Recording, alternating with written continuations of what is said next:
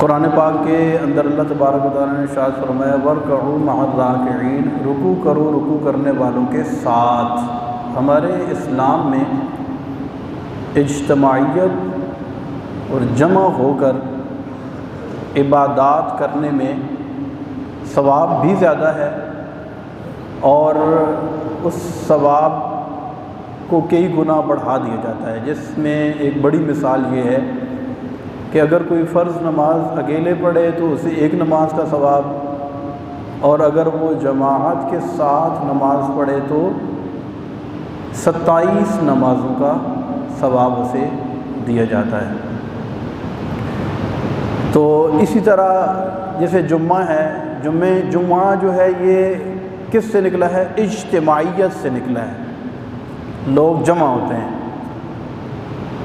اسی طرح حج کے موقع پر لوگ کیا ہوتے ہیں؟ جمع، زیادہ مقدار میں اکٹھے ہو کر خاص طور پر فرض عبادت جو ہے اس کا ثواب بڑھ جاتا ہے۔ اکیلے گھر میں نماز مرد کے لیے درست نہیں ہے، اسی لیے قریبی مسجد میں جا کر جماعت کے ساتھ نماز پڑھنا واجب قرار دیا گیا ہے۔ مرد کو یہ زیب نہیں دیتا کہ وہ مسجد کے قریب رہتا ہے اور گھر میں نماز پڑھ لے۔ اچھا، جب مسجد میں آ گئے جماعت کے ساتھ نماز پڑھی تو اس کے بھی کچھ قواعد و ضوابط ہیں، جس کا مین عنصر جو ہے وہ نظم و ضبط اور ڈسپلن ہے۔ اس ڈسپلن کو ہمارے اسلام میں بڑی اہمیت حاصل ہے، اور اس ڈسپلن کے اندر نماز میں جماعت کے اندر خاص طور پر جس عنوان پہ انشاءاللہ ہم بات کریں گے وہ ایک اہم ٹاپک ہے، لیکن عام طور پر لوگوں کی توجہ اس کی طرف نہیں ہوتی۔ ہم مسجد میں آتے ہیں، نماز پڑھتے ہیں، نماز پڑھنے کے بعد ہم چلے جاتے ہیں، جبکہ جب بھی کہیں جایا جائے، جب بھی ہم کہیں جاتے ہیں تو اس جگہ جہاں پر ہم گئے ہیں اس کے کچھ اپنے آداب ہوتے ہیں، اس کے کچھ اپنے تقاضے ہوتے ہیں، اس کے کچھ SOPs ہوتے ہیں، کچھ اس کا طریقہ کار ہوتا ہے۔ تو اسی طرح نماز کے لیے جب ہم مسجد میں آتے ہیں تو جماعت کے ساتھ نماز پڑھنے میں بھی اس کے باقاعدہ اسلام میں ہمیں اس کا پورا ایک چیپٹر اور پورا ایک طریقہ کار بتایا گیا ہے، جس میں اہم ترین چیز ہوتی ہے صفیں درست کرنا۔ ہمارے یہاں جو کہ الحمدللہ آپ جانتے ہیں کہ یہ ہماری مسجد نسبتاً بڑی مسجد ہے، ہزاروں کی تعداد میں لوگ آتے ہیں جمعے کے دن، الحمدللہ نماز ادا کرتے ہیں، یہ اللہ کی رحمت ہے۔ لیکن جمعے پہ آپ نے ایک چیز کا اندازہ کیا ہوگا کہ جب ہم بیان ختم کرتے ہیں تو ہم اعلان کرتے ہیں کہ آگے آگے آ جائیں، صفیں درست کریں، صفوں کو سیدھا کریں، لیکن اس کے باوجود جہاں تک نظر جاتی ہے وہاں تک تو کسی حد تک صفیں درست ہوتی ہیں، لیکن یہ ہمیں بتایا جاتا ہے کہ باہر لوگوں کی صفوں کے اندر وہ اہتمام دیکھنے کو نہیں ملتا جو ہونا چاہیے۔ صفوں کے اندر گیپ ہوتا ہے، لوگوں کو جس جگہ جہاں جگہ ملتی ہے وہ کھڑے ہو جاتے ہیں، بس نماز پڑھا اور گئے، جبکہ نماز میں صف کو درست کرنا، سیدھا کرنا، اس کو انشاءاللہ آج ہم فوکس بھی کریں گے، اور اس کو پریکٹیکلی طور پر انشاءاللہ اپنی مسجد میں آج ہم لے کر کے آئیں گے۔ نماز میں جب جماعت کے اندر شامل ہوں تو مسجد کے آداب میں سے ہے کہ بھاگنا نہیں چاہیے مسجد میں۔ بعض اوقات اس طرح ہوتا ہے کہ صف میں شامل ہونے یا پہلی رکعت میں شامل ہونے کے لیے لوگ مسجد میں بھاگتے ہیں، یہ بھاگنا درست نہیں ہے، یہ مسجد کی بے ادبی ہے۔ اگرچہ رکعت نکل گئی ہے، نکل رہی ہے، لیکن ہمیں پروقار طریقے سے اگرچہ تیز چلیں لیکن دھمک پیدا نہ ہو، آرام سے مسجد میں قدم رکھیں اور جماعت کے اندر شامل ہونا چاہیے۔ اب اس حوالے سے صفیں سیدھی کرنا جو ہے یہ واجب ہے، صفوں کو درست کرنا یہ واجب کا درجہ رکھتا ہے، اور نبی پاک صلی اللہ علیہ وسلم کی چند احادیث ہیں جو کہ متفق علیہ احادیث ہیں، اور نبی پاک صلی اللہ علیہ وسلم نے اس عنوان سے بڑے پیارے پیارے خوبصورت الفاظ بھی ارشاد فرمائے۔ جیسا کہ آپ صلی اللہ علیہ وسلم ارشاد فرماتے تھے اقیموا صفوفکم وتراصوا، کہ جب تم نماز میں کھڑے ہو اقیموا صفوفکم، اپنی صفوں کو قائم کرو، سیدھا کرو، وتراصوا، یہ بڑا خوبصورت لفظ ہے، اور اس طرح کھڑے ہو جس کو ہم اگر آسان زبان میں اس کو ٹرانسلیٹ کریں تو جم کر کھڑے ہو، مضبوطی کے ساتھ کھڑے ہو، کندھے سے کندھا ملا کر کھڑے ہو، صفوں کے اندر گیپ نہیں ہونا چاہیے۔ اسی طرح نبی پاک صلی اللہ علیہ وسلم نے ارشاد فرمایا، حضرت قتادہ رضی اللہ تعالیٰ عنہ سے ہے کہ حضرت انس بن مالک رضی اللہ تعالیٰ عنہ نے اس حدیث کو روایت کیا، رسول اللہ صلی اللہ علیہ وسلم نے ارشاد فرمایا سووا صفوفکم فإن تسویۃ الصف من اقامۃ الصلاۃ، کہ صفوں کو سیدھا کرو، کہ صف کا سیدھا کرنا یہ نماز کے قائم کرنے میں شامل ہے۔ قرآن میں نا اقیموا الصلاۃ، نماز قائم کرو، اور حدیث میں بھی یہ الفاظ تکرار کے ساتھ ملتے ہیں، اقیموا الصلاۃ، اقیموا الصلاۃ، نماز قائم کرو۔ تو فرمایا کہ صف کا سیدھا کرنا یہ نماز کے قائم کرنے میں شامل ہے۔ اور ایک اور مقام پر اسی طرح کے الفاظ ہیں، لیکن ایک لفظ کا اس میں اس کی چینجنگ ہے، فرمایا سووا صفوفکم فإن تسویۃ الصف من تمام الصلاۃ، شاید فرمایا کہ صف کو سیدھا کرو، کہ صفوں کو سیدھا کرنا یہ نماز کے مکمل کرنے میں شامل ہے۔ یعنی ہم میں سے کوئی بندہ یہ نہیں چاہے گا کہ ہم نماز پڑھنے کے لیے آئیں، اپنی نماز کو ادھورا چھوڑ دیں اور گھر چلے جائیں۔ تو کوئی کام بھی ادھورا ہو تو اس کا فائدہ خاطر خواہ فائدہ نہیں ہوتا۔ کوئی بھی کام ہے اس کو جب تک کمپلیٹ نہ کیا جائے، جب تک اس کو مکمل نہ کیا جائے، اس کا فائدہ حاصل نہیں ہوتا۔ تو رسول اللہ صلی اللہ علیہ وسلم نے ارشاد فرمایا کہ صفوں کو سیدھا کرنا یہ ہے کہ تم اپنی نماز کو مکمل کر رہے ہو، اور گویا کہ صف کا اہتمام نہیں کرتے، صف کو سیدھا نہیں کرتے، اور صف کو صحیح طریقے سے انٹینشنلی اور اس کی نیت کے ساتھ کہ میں نے صف کو کس انداز سے اس کی ریکوائرمنٹ کے مطابق صف کو بنانا ہے، اس کا اہتمام ہم نہیں کرتے، تو گویا ہم اپنی نماز کو ادھورا چھوڑ کے جا رہے ہیں۔ اور ایک اور مقام پر ارشاد فرمایا کہ سووا صفوفکم، کہ نمازوں کو صفوں کو سیدھا کرو، فإن تسویۃ الصف من حسن الصلاۃ، ارشاد فرمایا کہ صفوں کو سیدھا کرو، کہ صفوں کا سیدھا کرنا یہ نماز کا حسن ہے۔ نماز کا کیا ہے؟ کسی بھی چیز کی تزئین و آرائش، اس کی خوبصورتی، اس کا حسن، یہ خود بخود اس کے اندر ایک جاذبیت پائی جاتی ہے، اور اس کے اندر نظم و ضبط نہیں ہے، اس کے اندر خوبصورتی نہیں ہے۔ تو خوبصورتی کا ہم سب خیال کرتے ہیں، اپنے جسم کی خوبصورتی کا خیال کرتے ہیں، اپنے کپڑوں کی خوبصورتی کا خیال کرتے ہیں، ہم اپنی سواری کی خوبصورتی کا خیال کرتے ہیں۔ جب بھی کوئی چیز لینے جاتے ہیں ہر چیز کو جانچ پٹک کر اس کا کلر دیکھتے ہیں، اس کی شیپ دیکھتے ہیں، ہر چیز دیکھ کے ہم اس کو لیتے ہیں، خریدتے ہیں۔ گھر میں ہم اپنی خوبصورتی کا کتنا اہتمام کرتے ہیں، اپنے پودوں کو صحیح رکھتے ہیں، لان ہے اس کے کانٹ چھانٹ، اس کی تراش خراش، گھر میں فرنیچر کیسا ہونا چاہیے، کوئی مہمان آئے جس کو کیسا لگے۔ یعنی ہماری زندگی کے اندر خوبصورتی کو صحیح معنوں میں اہتمام کے ساتھ خوبصورتی کو پیدا کرنا، یہ ہماری فطرت کے اندر شامل ہے، اور بدصورتی کو ہم ناپسند کرتے ہیں۔ اور رسول اللہ صلی اللہ علیہ وسلم نے ارشاد فرمایا کہ صفوں کو سیدھا کرو کہ اس میں نماز کی خوبصورتی ہے۔ یعنی دنیا کی ہر چیز کے اندر ہم خوبصورتی کے اہتمام کریں اور نماز کی خوبصورتی کی طرف ہمارا دھیان ہی نہ ہو۔ اور ایک اور حدیث میں نبی پاک صلی اللہ علیہ وسلم نے ارشاد فرمایا کہ اقیموا صفوفکم فانی اراکم من وراء ظہری، کہ اپنی صفوں کو قائم کرو، اپنی صفوں کو سیدھا کرو، کہ میں جس طرح آگے دیکھتا ہوں اپنی پیٹھ کے پیچھے بھی تمہیں دیکھتا ہوں۔ سبحان اللہ، یہ میرے آقا صلی اللہ علیہ وسلم کا معجزہ۔ جیسے ہم صرف آگے دیکھ سکتے پیچھے نہیں دیکھ سکتے، لیکن میرے آقا مدینے والے مصطفیٰ شب اسرا کے دولہا صلی اللہ علیہ وسلم جس طرح آگے دیکھتے تھے پیچھے بھی دیکھتے تھے۔ فرمایا اپنی صفوں کو سیدھا کرو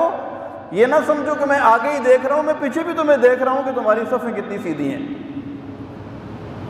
تو صفوں کو سیدھا کرنا، صفوں کو درست کرنا،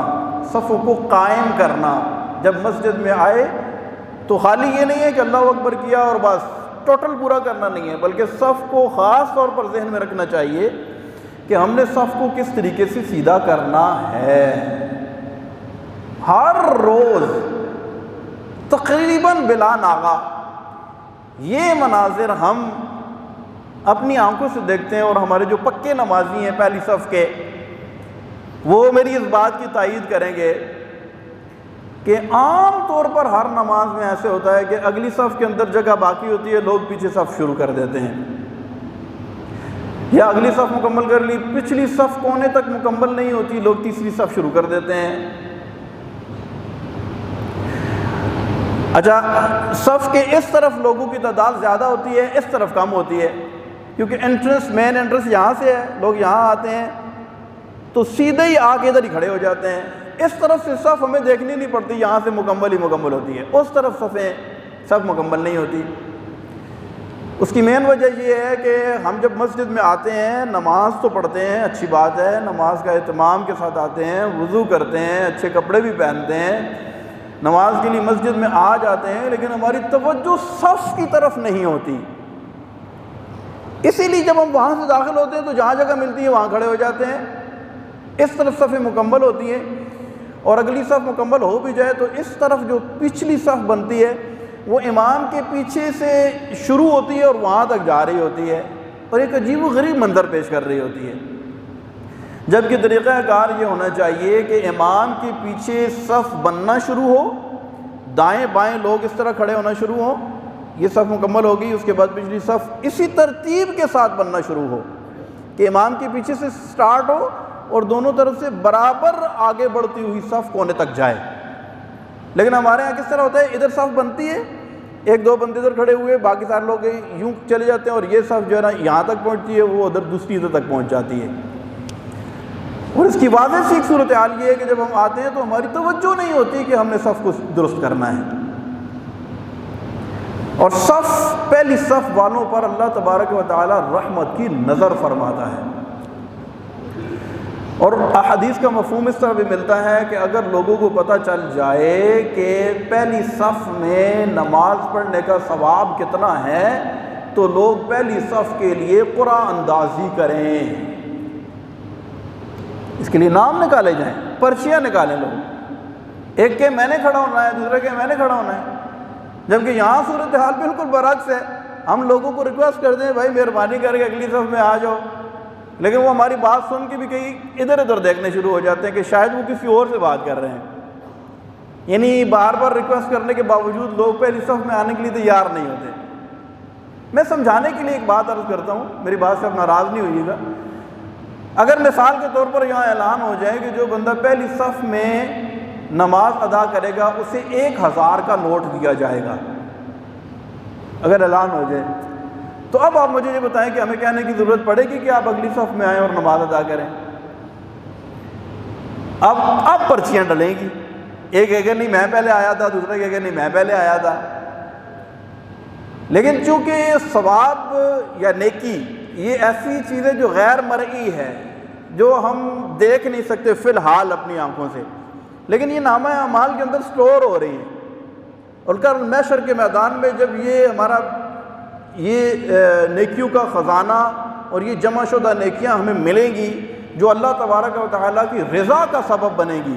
ہمیں دوزخ سے بچانے کا سبب بنے گی، ہمیں جنت میں داخل ہونے کا سبب بنے گی، اس وقت ہمیں قدر ہوگی کہ ایک ایک نیکی کی قیمت کتنی زیادہ ہے۔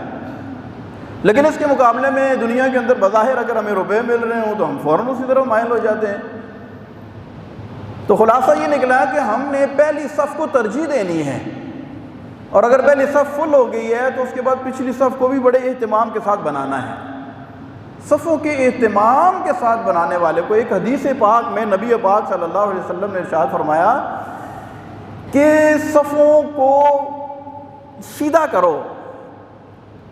ولا تختلفوا، یعنی ان کے اندر اختلاف پیدا نہ کرو، فاصلہ نہ ہو، فتختلف قلوبکم، کہ اگر تم اس طرح کرو گے تو اللہ تبارک و تعالیٰ تمہارے دلوں کے اندر فرق پیدا کر دے گا۔ اب آپ مجھے ایمانداری کے ساتھ اپنا ہاتھ سینے پر رکھ کر بتائیں، اس وقت جو میری اور آپ کی، ہماری اس قوم کی صورتحال ہے، ہمارے دل آپس میں کتنے قدورتوں کے شکار ہیں، کتنی نفرتیں ہمارے دلوں کے اندر پیدا ہو چکی ہیں۔ ہمارے جسم بظاہر ہم ایک دوسرے سے گلے بھی ملتے ہیں، سلام بھی کرتے ہیں، سب کچھ کرتے ہیں، لیکن ہمارے دلوں کے اندر کینوں کی مقدار کتنی زیادہ ہے۔ اس کی شاید ایک وجہ یہ بھی ہو سکتی ہے، اور شاید واقعی یہ وجہ ہو، کیونکہ رسول اللہ صلی اللہ علیہ وسلم نے ارشاد فرما دیا کہ اپنی صفوں کو سیدھا کرو ورنہ تمہارے دل مختلف ہو جائیں گے۔ تو ہمارے صفوں کی حالت آپ کے سامنے ہے، نتیجتاً ہمارے دلوں کے اندر کتنی نفرتیں پیدا ہو چکی ہیں۔ اگر میں اور آپ یہ چاہتے ہیں کہ ہمارے دل آپس میں ملیں، ہمارے دلوں میں محبت پیدا ہو، مسلمانوں کے آپس کے اختلافات ختم ہو جائیں، ہم یکجہتی اور وحدت کا ایک حسین منظر پیش کرنے میں کامیاب ہو جائیں، تو اس کے لیے ہمیں کم از کم مسجد کے اندر اپنی صفوں کو سیدھا اور درست کرنا پڑے گا۔ یہ کوئی غیر اہم بات نہیں ہے، یہ بہت اہم بات ہے جس کی طرف ہم سب نے توجہ کرنی ہے۔ اور ایک حدیث کے لفظ ہے، نبی پاک صلی اللہ علیہ وسلم نے ارشاد فرمایا کہ تم اپنی صفوں کو سیدھا کرو ورنہ اللہ تبارک و تعالیٰ تمہارے چہروں کو پلٹ دے گا، چہروں کو پلٹ دے گا۔ اور شروع میں نبی پاک صلی اللہ علیہ وسلم نے جب بھی نماز کے لیے آتے صفیں سیدھی کرواتے۔ اچھا، کچھ عرصہ تک آپ صلی اللہ علیہ وسلم نے جب صحابہ کرام کو سمجھ آ گئی کہ اچھا صفوں کو سیدھا کرنا اتنا ضروری ہے، تو وہ بڑے اہتمام کے ساتھ اپنی صفوں کو سیدھا کر دیتے۔ ایک مرتبہ رسول اللہ صلی اللہ علیہ وسلم مسجد میں تشریف لائے، ایک شخص کو دیکھا کہ اس کا سینہ آگے نکلا ہوا ہے، تو آپ نے اس پر سخت ناراضگی کا اظہار فرمایا اور تنبیہ فرمائی اور ارشاد فرمایا کہ تم اپنی صفوں کو سیدھا رکھنا، درست رکھنا، ورنہ اللہ تبارک و تعالیٰ تمہارے چہروں کو پھیر دے گا، پلٹ دے گا چہروں کو۔ تو صفوں کو سیدھا کرنا یہ نماز کے قائم کرنے میں شامل ہے۔ اب یہاں پر ایک بات، اگرچہ ٹائم ہمارے پاس بہت شارٹ ہے، میں یہ چاہ رہا تھا کہ آج تھوڑا سا پہلے ہم بیان ختم کر کے پریکٹیکلی طور پر ساری صفوں کو صحیح طریقے سے ذرا ہم اس کو سیدھا کریں۔ لیکن ایک چیز یہ بھی بہت اہم ہے، خاص طور پر ہمارے چیئرز کے اوپر جو احباب نماز پڑھتے ہیں، یقیناً عذر ہوتا ہے، کوئی شوق سے تو کوئی بھی چیئر پہ نماز نہیں پڑھ رہا ہوتا، تو اس کے اندر ایک دو چیزیں آپ کے گوش گزار کرتا ہوں کہ چیئر پر وہ بندہ نماز پڑھ سکتا ہے جس کے اندر یہ دو چیزیں، دو عذر ہوں۔ ایک تو یہ کہ وہ کھڑا ہی نہ ہو سکتا ہو، کوئی بندہ کھڑا نہیں ہو سکتا ہے، بالکل وہ چیئر کے اوپر بیٹھ کر نماز پڑھے گا، لیکن یہ صورتحال کم ہوتی ہے، عام طور پر کھڑے ہونے میں پرابلم نہیں ہوتی۔ دوسری صورتحال یہ ہے کہ اگر کوئی بندہ زمین پر سجدہ نہیں کر سکتا، زمین پر سجدہ نہیں کر سکتا، سجدہ کرتا ہے تو اٹھ نہیں سکتا، جوائنٹ کی پرابلم ہے، کمر میں مسئلہ ہے، ریڑھ کی ہڈی میں مسئلہ ہے، کچھ بھی ہو سکتا ہے، سجدہ کر کے وہ اٹھ نہیں سکتے ہیں، تو ایسے شخص پر قیام کی فرضیت ساقط ہو جاتی ہے، ورنہ فرض نمازوں میں وتر کے اندر، فجر کی سنتوں کے اندر قیام فرض ہے۔ تو جو بندہ زمین پر سجدہ نہیں کر سکتا ہے یا سجدہ کرے تو وہ سجدہ کر کے اٹھ نہیں سکتا ہے، اس کے لیے اس میں تکلیف ہے، تو اس شخص کو بھی بیٹھ کر نماز پڑھنے کی اجازت ہوتی ہے۔ اور جس بندے کو سجدہ نہ کرنے کی وجہ سے، اہم بات ہے، اس کو ذرا غور سے توجہ کے ساتھ سماعت فرمائیے گا، کہ جس بندے کو زمین پر سجدہ کرنے کی قدرت نہ ہو، یعنی وہ زمین پر سجدہ نہیں کر سکتا ہے، اس پر سے قیام یعنی کھڑے ہونے کی فرضیت ساقط ہو جاتی ہے، اسے کھڑا ہونا ضروری نہیں ہے نماز کے اندر۔ ہاں، جو بندہ زمین پر سجدہ کر سکتا ہے، جیسے آپ لوگ سارے بیٹھے ہوئے ہیں، اب آپ اگر نماز میں قیام نہیں کریں گے تو آپ کی نماز سرے سے نہیں ہوگی، لیکن جو زمین پر سجدہ نہیں کر سکتا ہے اس پر سے قیام کی فرضیت ساقط ہو جاتی ہے۔ اب وہ احباب جو چیئر پر نماز پڑھتے ہیں اور وہ اس وجہ سے کہ وہ زمین پر سجدہ نہیں کر سکتے ہیں، تو ان پر قیام کی فرضیت کیا ہو گئی؟ بولے نا، کیا ہو گئی؟ ساخط ہو گئی یعنی ختم ہو گئی۔ اور صف کا سیدھا رکھنا کیا ہے؟ واجب۔ اس پر کثیر احادیث مبارکہ ہیں، چند میں نے آپ کے سامنے پیش بھی کی ہیں۔ صف کو سیدھا رکھنا کیا ہے؟ اور جو بندہ زمین پر سجدہ نہ کر سکے اس کے لیے کھڑا ہونا ضروری نہیں ہے۔ اب چیئر کو پیچھے تو رکھ نہیں سکتے ہیں کہ پچھلے والا نمازی ڈسٹرب ہوگا، چیئر تو صف کے اندر ہی رکھنی ہے۔ اس کا طریقہ کار یہ ہونا چاہیے کہ وہ جو اس عذر کی وجہ سے چیئر پر نماز پڑھ رہا ہے کہ وہ زمین پر سجدہ نہیں کر پا رہا کسی عذر کی وجہ سے، اس کو چاہیے کہ وہ جماعت میں کرسی پر بیٹھے بیٹھے اللہ اکبر کہے اور بیٹھے بیٹھے نماز پڑھے تاکہ صف ٹیڑھی نہ ہو۔ یہ چیز سمجھ میں آ گئی؟ چیئرز پر نماز پڑھنے والے وہ افراد، وہ حضرات کہ جو زمین پر سجدہ نہیں کرتے، وہ کرسی پر بیٹھے بیٹھے سجدہ کرتے ہیں۔ اچھا، کرسی پر بیٹھ کر نماز پڑھنے کا بھی طریقہ کار ہے۔ مختلف لوگ یوں اشارے کر رہے ہوتے ہیں، جس بندے نے قیام نہیں کرنا ہے، سجدہ اس نے اشارے سے، رکوع اشارے سے کرنا ہے، تو اس کا طریقہ کار یہ ہے کہ وہ بیٹھے بیٹھے ایسے اللہ اکبر کیا، ہاتھ باندھ لیے، قیام ہوا تو رکوع کے لیے وہ صرف ہاتھ یہاں رکھیں گے اور سر کے اشارے سے رکوع کریں گے، جھکنے کی بھی ضرورت نہیں ہے، سر کے اشارے سے ایسے رکوع کریں گے، اور سجدے کے لیے سر کے اشارے سے تھوڑا سر کو زیادہ جھکائیں گے اور سجدہ کریں گے۔ بعض افراد جو ہے نا وہ ہاتھ کو ایسے کر کے یوں کر رہے ہوتے ہیں، بعض زیادہ کمر کو جھکا رہے ہوتے ہیں، تو کوئی جھکنے کی ضرورت نہیں ہے، صرف سر کے اشارے سے آپ نے سجدہ بھی کرنا ہے، رکوع بھی کرنا ہے۔ ہلکا جھکائیں گے تو رکوع ہو جائے گا، تھوڑا زیادہ جھکائیں گے تو سجدہ ہو جائے گا۔ وہ بالکل سمپل سادہ، جیسے یہ کرسیاں ہیں، بالکل سمپل سادہ کرسی کے اوپر بیٹھ کر آپ نماز پڑھ سکتے ہیں۔ لیکن اگر اس عذر کی وجہ سے آپ کرسی پر نماز پڑھ رہے ہیں تو آپ کو چاہیے کہ آپ صف کے سیدھے ہونے کا اہتمام ضرور کریں، کہ صف کو ٹیڑھا کرنے کی بہت زیادہ وعیدیں احادیث مبارکہ میں آئی ہیں۔ اسی طرح ہمیں چاہیے کہ ہم صف کے گیپ کو بھی فل کریں، اسی طرح ہمیں چاہیے کہ ہم اگلی صف کو پہلے فل کریں، کندھے سے کندھا ملائیں، اپنی گردنیں، ایڑیاں، ٹخنے سیدھ میں کریں، اپنے ساتھ والے کو دیکھیں کہ ہم کہیں آگے پیچھے تو نہیں ہیں۔